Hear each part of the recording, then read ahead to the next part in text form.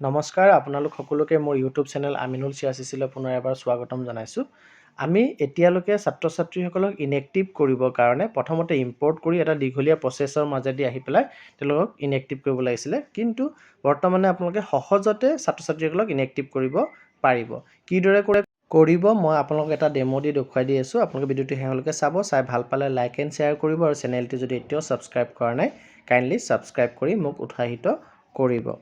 ছাত্ৰ ছাত্ৰীসকলক সহজতে ইনএক্টিভ কৰিবৰ কাৰণে আপুনি লগইন কৰি পেলাই এই যোনটো ডেছবৰ্ডলৈ আহিব। আহোঁতে তাত চাব 3 নম্বৰত আছে লিষ্ট অফ অল ষ্টুডেণ্টছ আৰু 4 নম্বৰত আছে list of all drop box student. হ'ল, আপোনালোকে ইয়াতে list of all students drop box যোনটো তাত আপোনালোকে ক্লিক কৰিব। ক্লিক কৰাৰ লগে লগে আপোনালোকৰ স্ক্ৰীনত ড্ৰপ বক্সত যিখিনি ল'ৰা ছোৱালী আছে গোটেইখিনি ল'ৰা ছোৱালী শ্ব' কৰিব। আপোনালোকে অকণমান সোঁফালে যাব।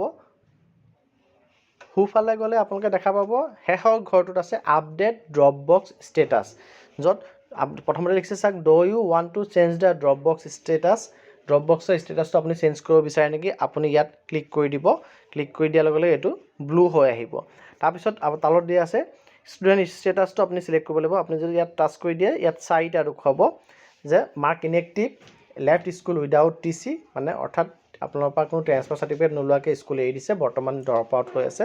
Left school with TC, non drop out, ষ্টুডেণ্টজন অলৰেডি TC লৈ পেলাই ওলাই গৈছে, সেইকাৰণে তেওঁ ড্ৰপ আউট নহয়।